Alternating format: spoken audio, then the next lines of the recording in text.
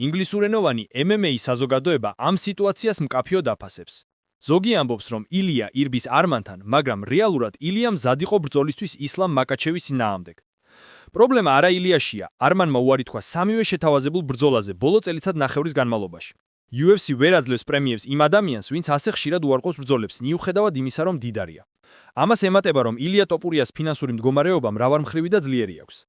UFC-ს გარეთ მას უამრავი სპონსორი ყავს, აქვს საკუთარი ბიზნესი და კონსულტაციები. ამიტომ ერთი ფრენა კერძო თვითმფრინავით არ არის უადგილო ფლეშ-შოუ, არამედ უბრალოდ კომფორტის საკითხი. არ უწევს რიგში დგომა აეროპორტში, მიაღწიოს დროულად დანიშნულების ადგილს და მაქსიმალურად დაიცვას ენერგია. ეს ყველაფერი ხას უსვამს კონტრასტს. ილია რეალურ საქმეშია, არმანი მხოლოდ სიტყვებში. ამიტომ ძმაო არ შეიძლება უბრალოდ დაждდეს და ლაპარაკი მოისინჯოს. შედეგი უნდა ჰქონდეს.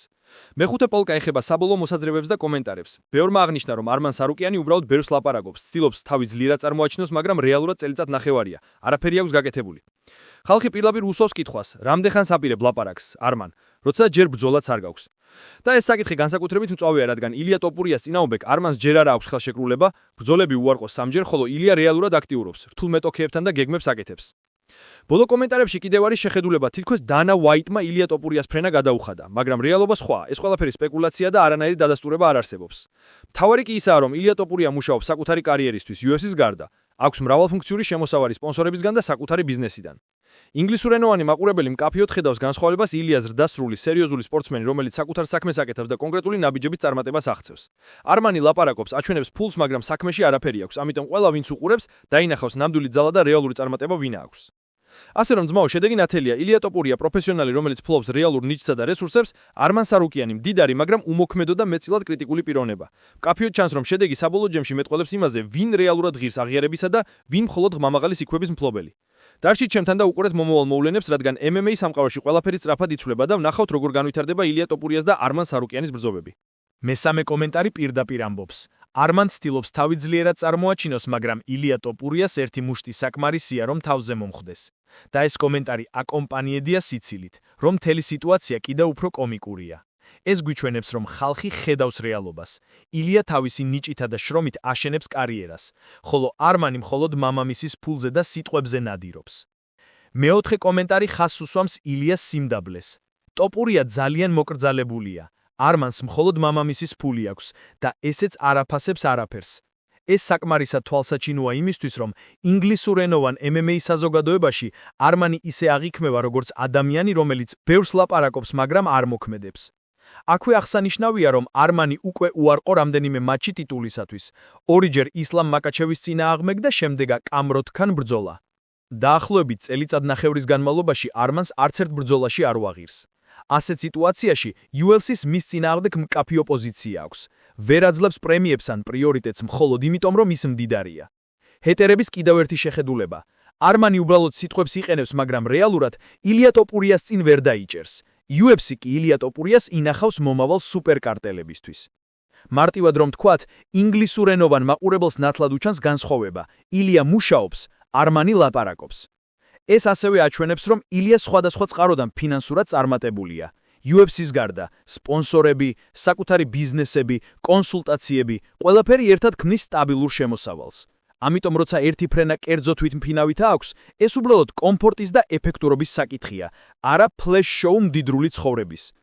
მეოთხე და მეხუთე კომენტარები ეხება ფრენას და სპეკულაციებს დანა ვაიტზე. ზოგმა თქვა, რომ შესაძლოა დანა ვაიტმა გადაუხადა ილიას ფრენა, თითქოს ამას არმანისთვის ყურს ასრის. და კიდევ ერთხელ ეს ყველაფერი აჩვენებს განსხვავებას.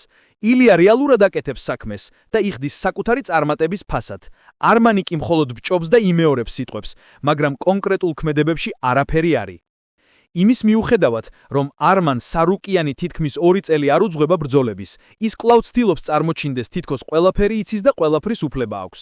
ხალხი კი აღარ არის გულუბრყილო, ისინი ხედავენ მის რეალურ სახეს.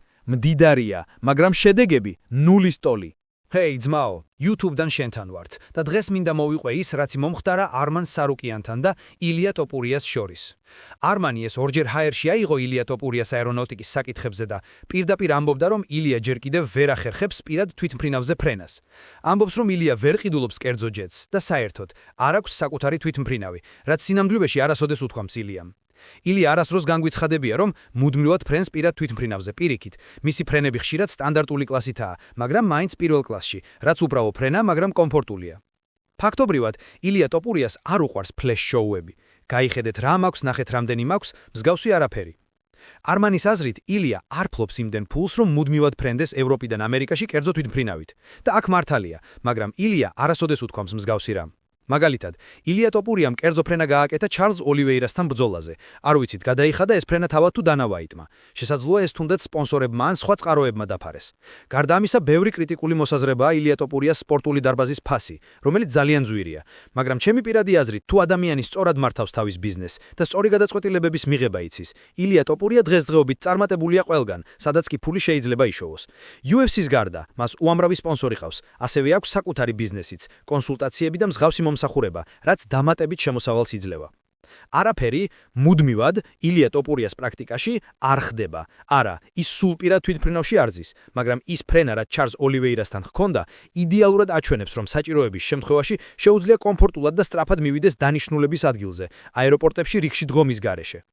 არმანი ამას ვერ აცნობიერებს და კიდევ უფრო აგრესიულად დასდებს სიტყვებს. თითქოს ილია მუდმივად თავის მდიდრობას აჩვენებს. ახლა საინტერესოა ჰეტერების მხარე.